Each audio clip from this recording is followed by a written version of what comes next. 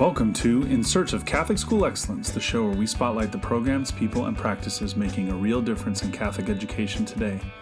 If you're a school leader striving to build a community of faith, excellence, and innovation, you've come to the right place. Each episode brings you ideas that are working, stories that inspire, and new possibilities for your school's mission. Let's explore what's working and what's possible.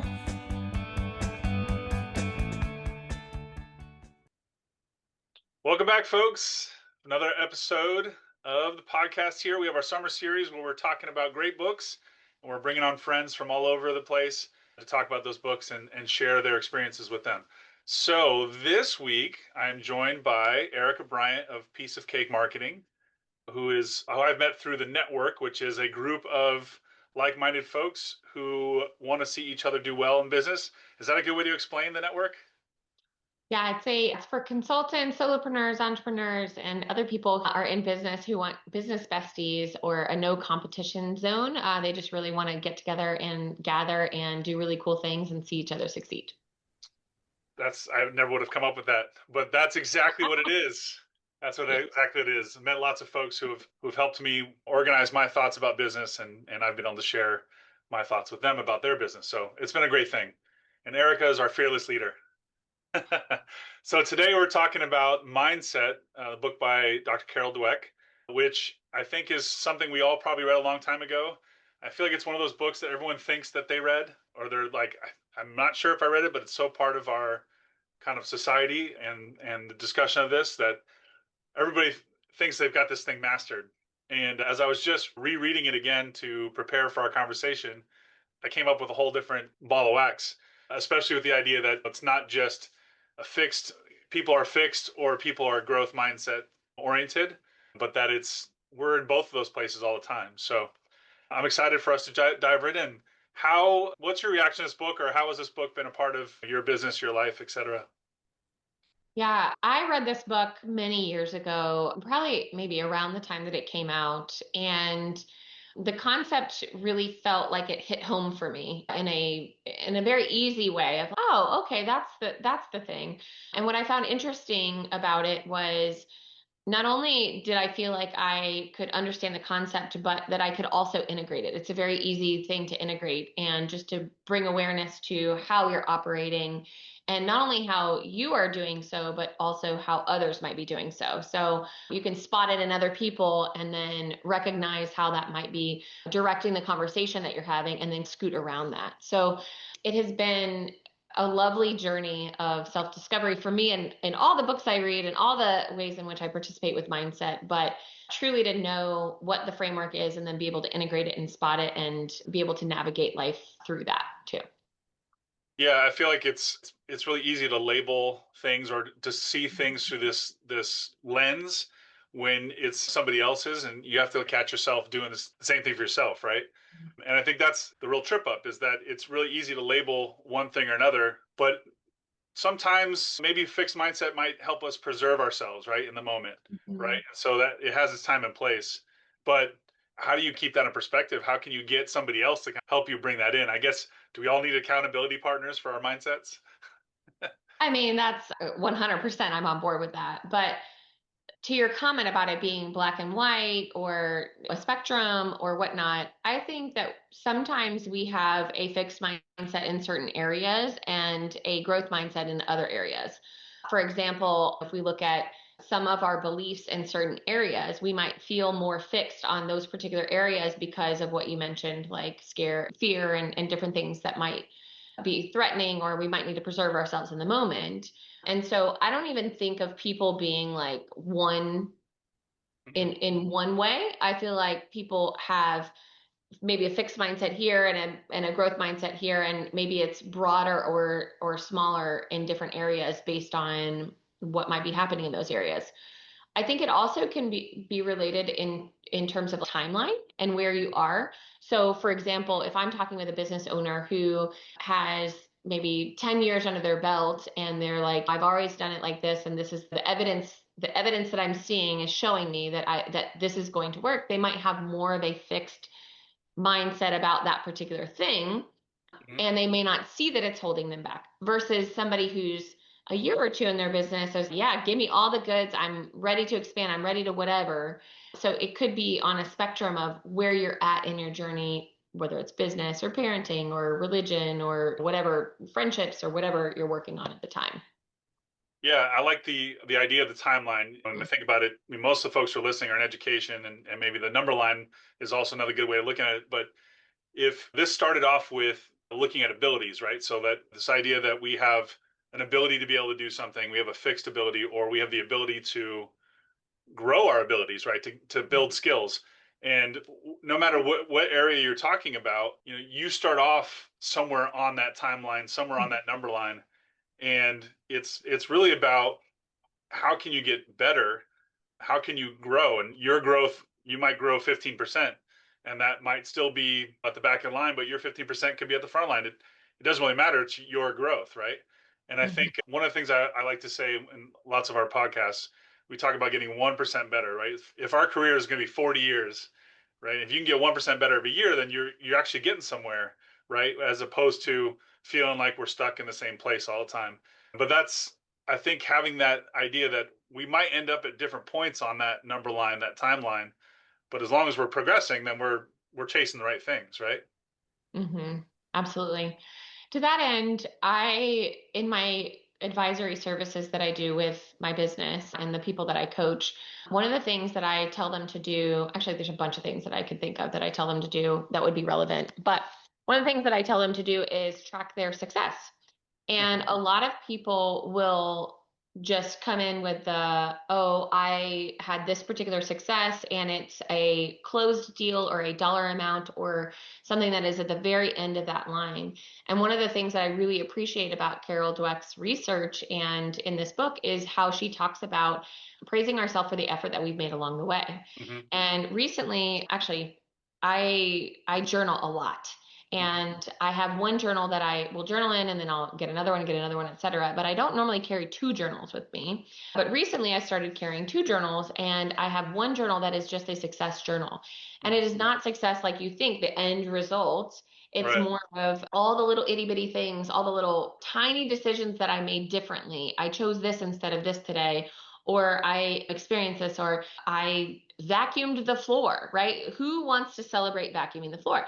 But if my ultimate goal is to have a clean house and like Hmm. change of behavior or something like that, celebrating those little small wins and the effort that I made in order to get to that bigger win is actually going to create a situation where I want to do it more. So Yeah. back to your point of like we're on this spectrum 1% better, and her what she talks about is how to navigate that and celebrate those small wins along the way so that you then do create a growth mindset and you are feeling that momentum and propelled to do better and more. Yeah. And if we put that in the frame of education, whether it be the teacher themselves thinking about, well, how do I want to get better at what we're doing, or we're trying to help students see that, or our employees, right, in the business world, or our clients that we're directing, the tracking of the little steps, right, the little steps that I'm doing in order to get to where I need to go is really the secret sauce, right? It's less about did everybody achieve this goal. In some cases, yeah, sure, some things are truly finite where you have to be able to, for lack of a better example, you really do have to know your times tables at some point. You got to know, right? So you do have to achieve something, but it's far more, what are the steps I'm doing along that way in the process that are making this great? And if the school year makes it so easy, we have 36 weeks or we have 180 days, and you can just take a bunch of little steps to get there. Whereas folks in business, it's today, and then I'm going to repeat tomorrow, right? So maybe not so easy to look at that. Maybe you look at quarters or whatever, but I do love this idea of like little small steps and tracking that in your success journal or however you do it is, I think, a good way of practicing that. Yeah. And I found that helpful. I have a 9-year-old daughter who, because I learned about this concept so long ago, I've been able to praise her effort. And Hmm. I can really see how that has really helped her navigate things like picking up lacrosse or picking up an accelerated math class or other things like that that she might be doing where, okay, yeah, I know I can do this little piece today and my effort is important versus I have to wait all the way until the end of what, right? I have to wait until the end of the season to know if it's an undefeated season, or I have to wait until the end of the year to see if I got whatever on the big milestone test or whatever that might be. Yeah. So it's just really, it's cool to see that in her molded mind be be transitioned in that way, because I don't know that a lot of us got that when we were growing up, because it wasn't Right. really a concept, right? Yeah. It was so outcome based that Yeah. it's hard to teach that process Hmm. and stay in the moment of one of the questions. Well, we're purposely asking my son these kinds of questions, right? Similar idea where it's, what happened today? And he's like, nothing. Okay, well, let's go a little bit further down this line. Did you help somebody today? How are you challenged? And his response, which we always, my wife and I will talk about, his response is always, how was I treated poorly, or like how was I attacked, right? So he thinks the challenge is an attack. And I'm Oh. like, no, no, no. Like, how did you push your brain? How did you step outside of your comfort zone or whatever? And so we end up asking that both sides of that question, because his initial answer is like, well, some kid was messing with some other kids at lunchtime and that wasn't cool. I was like, oh, so you were challenged and should I go do something? You kind of like Mhm. boil that back, but having that kind of language where you're constantly putting the process and the idea that the challenges are good, as opposed to, oh, today was so easy, nothing happened, I got an A on my test. It's, yeah, that's all fine, but what are all the experiences you had, right? Mhm. And that's obviously with kids, it takes a certain point.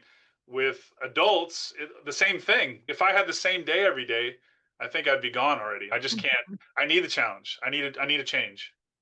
Yeah, totally. And I think with this concept that she talks about, it creates a space in which we can flourish.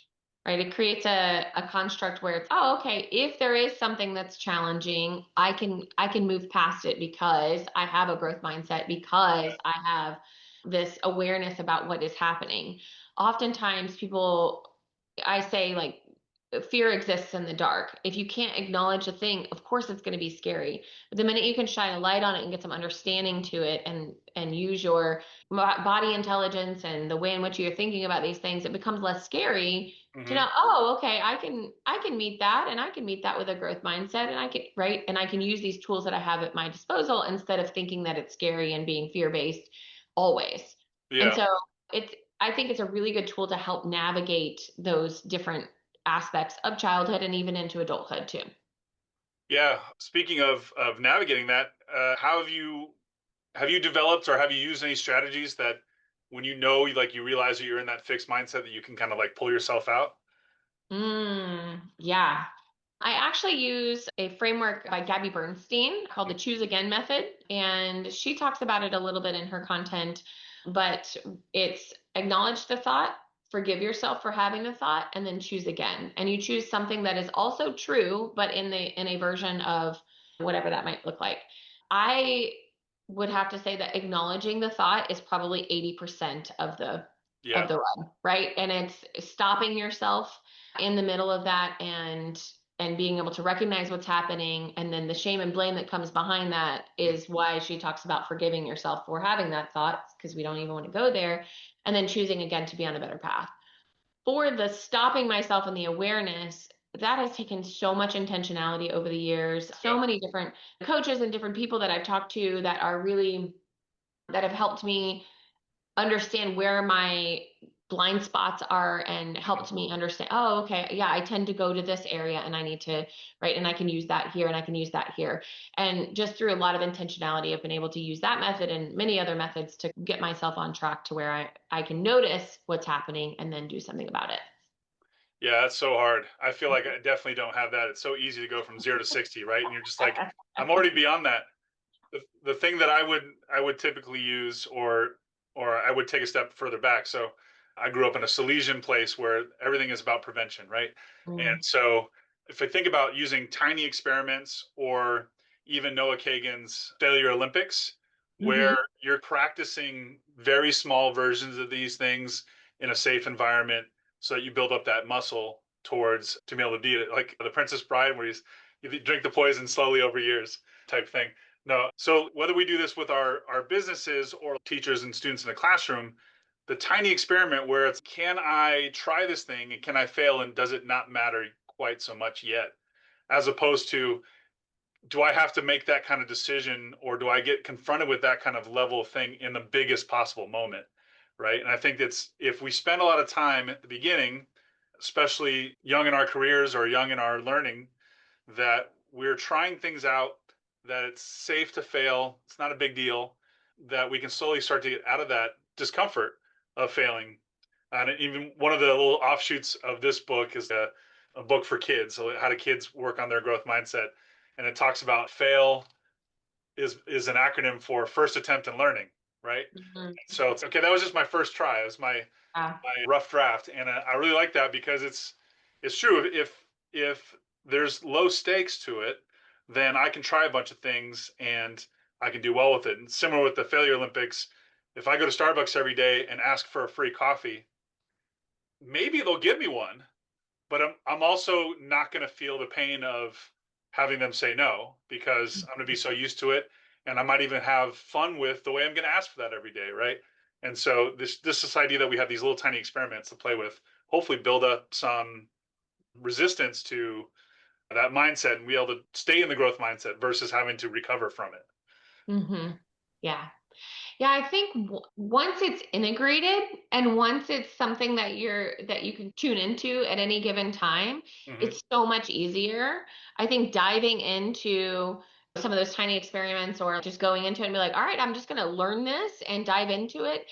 Once you've integrated, it's not a big deal. You don't, it's subconscious. It's a Yeah, habit now. But getting to that using those frameworks, I love that idea. yeah, yeah. It's fun. I think thinking about some of the other things to watch out for. So strategies that we can get ourselves out of it, but I think, like you said, 80% of it's recognizing that you're in that moment, right? So I think that's something that we probably spend our entire life doing. Whether one, we're thinking it ourselves, two, if we're saying it out loud, especially the section where I want to say it was chapter seven. Really, chapter seven is like where teachers should be focusing their energy on because it's a lot of practical things. But where they talk about how we get stuck in thinking that we're communicating a certain way, but it's actually being heard a different way. And Hmm. so whether we need to recognize in ourselves or how we're translating that to somebody else and maybe further making their fixed mindset a problem, I think it's important to look at some of those things that pop up. And some of the things they talk about is groupthink, beware of groupthink, beware of how you use your pronouns. If you're talking about I and we or you, right? It's like them, or whatever it is. What else? What are some of those signs that might be helpful for folks to recognize that either they're talking about it or somebody else is in that fixed mindset? Yeah, one of the frameworks that was insanely helpful for me to get in, just create that growth mindset and the acknowledgement that you're talking about is the cognitive distortions. So in cognitive behavioral therapy, there's a whole 10 types of twisted thinking, and there's things like overgeneralization and all or nothing thinking or exaggerations, and there's 10 different types. And if anyone can Google twisted thinking PDF, and this thing will come up, and there's 26 different ways to untwist your thinking that comes along with that PDF.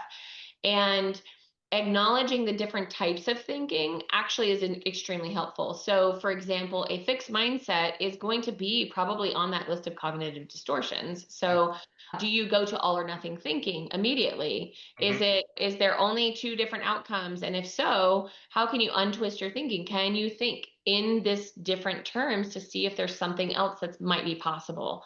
I know a lot of people that I talk to in my advisory services and coaching is they will overstate all the negative things that are happening to them, and they will understate all the positive things, Mm-hmm. right? And so that creates a sort of fixed thinking mindset of, oh, well, this is going to happen because it's happened to me before, because I am focused on all these negative things happening. Of Right. course it would happen that way.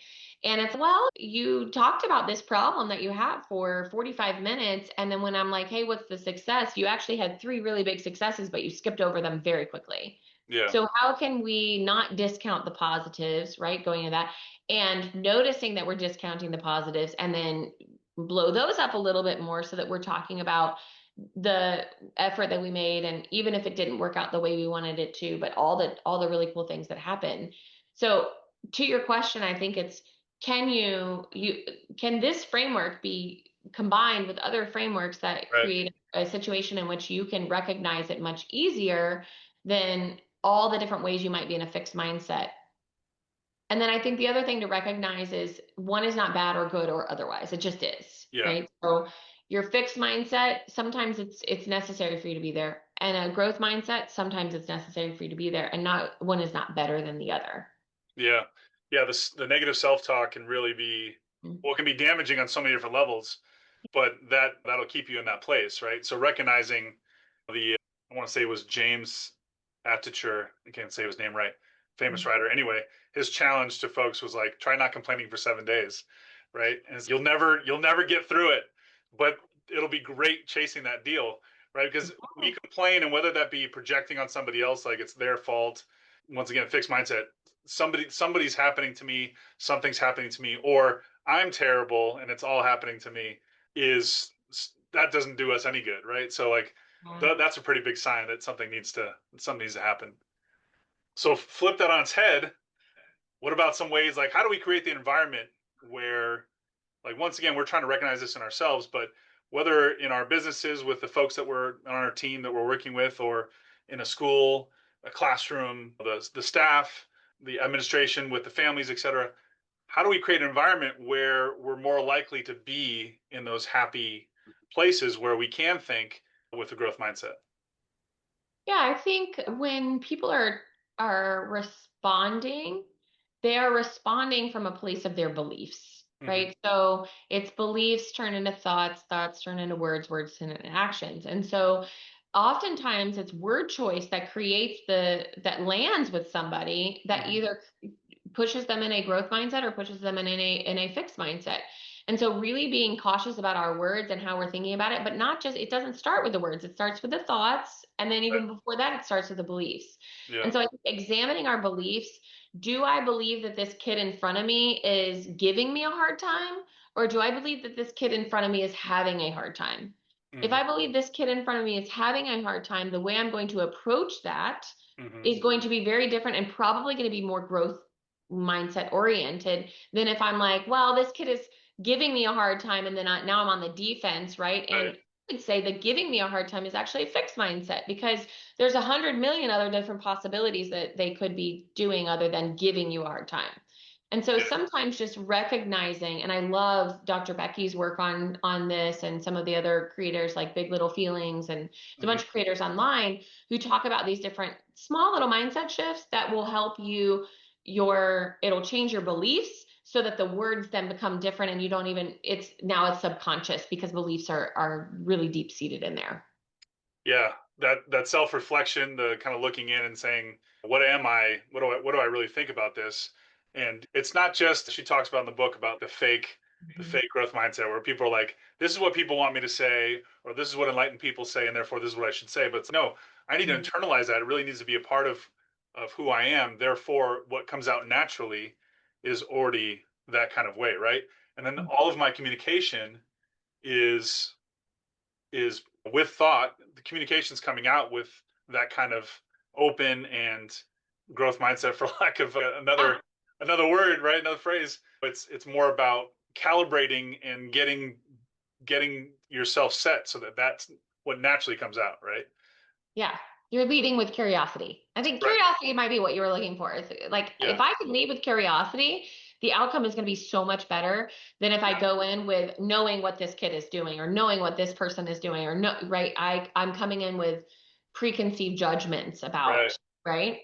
Right. I think the other thing that's interesting too is, and I think about with my own child and in other school related things, is all behavior is communication. And Mm. so it's my job as the adult in the situation to find the unmet need and go meet it. And Right. I think if I can find the unmet need, then I am then opening them up and regulating their nervous system and opening that up to having curiosity and having that growth mindset. If I am not, And I think that all their behavior, and if I start to label them, because I think a theme throughout this entire book is labeling. Yeah. Do not label. Like Yeah. Don't judge. bullying starts with labeling, right? Right. So when you label somebody as something, then your belief about them, right? And then subsequently your words about them. And so if you can refrain from labeling any of those things, it just is this, okay, this behavior is communication. Hmm. Then you get curious about it. Well, then you don't even ever go there. And Yeah. I think that just gives, it's such a beautiful exchange and it's so much lighter. If Yeah. you think about the word choice, I think about this sometimes of some words are heavier than other words, Hmm. right? So if I'm like, oh, all behaviors communication feels very light to me Hmm. versus I'm labeling this kid as bad or this kid is generally not doing what they're supposed to do. That feels heavy to me. Yeah. How can I make things lighter? And then therefore the way I'm going to treat that person is going to be differently and I can usually see how my words might land differently and into the growth mindset piece of it. Yeah. Yeah. In the same way that we praise the process, you also want to not necessarily, if there's going to be any judgment whatsoever, that should be on the process and not the person, right? Mhm. Because what ends up happening is, and this is this quote I actually remember, is that conflict turns into blame, which turns into a character flaw, right? So Mhm. there is some sort of communication, usually a negative one, that is brought on a situation, and so you're gonna go and then say, well, there's some reason for this thing, and it's, and instead of dealing with that reason, it's somebody's fault, right? And Mhm. so then it becomes, well, that kid or that person is, I can't work with them, they're a bad person or whatever it might be, and that's not getting anywhere. Like you said, if behavior is some sort of communication, what am I trying to get out of here? What's the grain of, take it all with a grain of salt, what's the message that I'm missing? Yep. And then I can address that. And I think they talked about Dan always from, I don't even know if that's how you say his name, but in Norway, in terms of the bullying. And it's like, just talk about the right kind of behaviors that we want to see, talk about the things that they're doing, good or bad, and talk about that not as them being good or bad, right? So same Mhm. thing with ability. It's not about you've got more ability than the other person, you just had a different starting point, but we're talking about what kind of progress can we make in all of these things. And I think that's the hammering home of this, is stay on the process and let's just get better at that process. Mhm. Absolutely. Totally Yeah. agree. And I love how many places in life this is applicable. It feels Yeah. like it's applicable in all different areas and starting with awareness and then mastering it all the way through to integrating it. Just it's really cool to see how it just becomes this thing that actually I would say has become a foundation for a lot of people's research and work. And I know that this book is quoted so often Yeah. in so many other bodies of work. In fact, I just did a book club on this book, Feel Good Productivity, and it's Right. quoted in there. And just like it's all over the place. Yeah. And it's just cool to see how it can be applicable in so many different areas of our lives. Yeah. So as we get to maybe the end of this, I mean, we probably could talk about this stuff forever. Yeah. Is there something that you would say that you really want folks to pull out of this? If you could take like your main thing from this book, what would that be? Oh man, how do I mean, it's such a staple. How do I do that? Sorry, big question. Yeah, I would say that your mindset and having a growth mindset is the number one thing that you can invest in yourself and in other people. And you will see other people around you transform when you start looking at your beliefs and aligning them with who you want to be and your authenticity. And Yeah. this is just one view into a piece of it. And like I said, so many people have written all these different books, but this is just a starting point for, oh, if I can get this concept. And it's such a great, easy to navigate and easy to grasp concept. If you can get that and then infuse that into all the other, then right, you know, this is the heavy lift, right? Yeah. Yeah. And it does become a success point for a lot of people. And I can tell you a business owner or a person is going to be exponentially more successful if they can grasp onto a growth mindset and stay there. Yeah.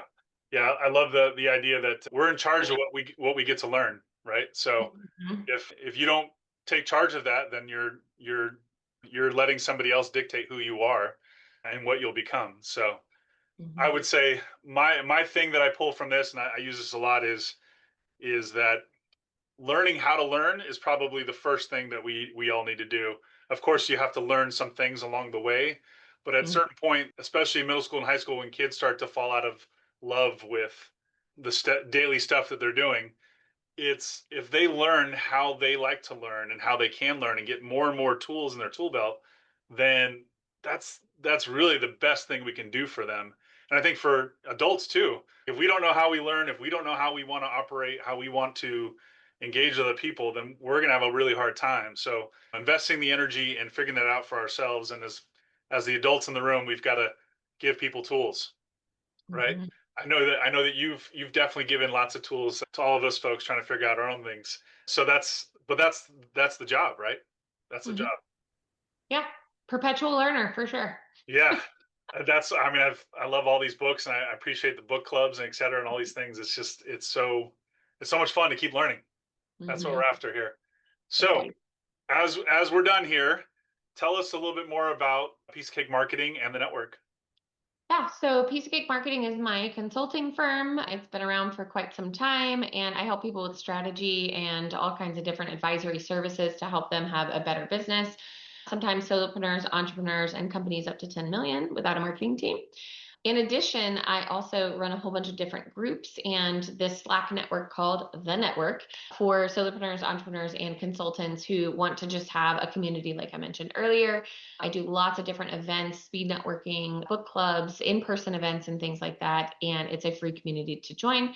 And it's just the most generous community I have ever been a part of. And I'm just grateful to be in it. And I'm grateful that you're in it too, Thomas. Yeah, I'm glad to be a part of it. It's been one of the most consistent and positive things that I've been able to do over the last, I guess, a couple of years already. Oh, it seems crazy. Wonderful. And for anybody who's listening out there, school heads, I know that some of this might feel daunting, especially when it comes to marketing. Erika is a very valuable asset. You should at least engage with a little bit of time, talk through some ideas, and maybe even find that next little nugget that you need. Yeah, thank you.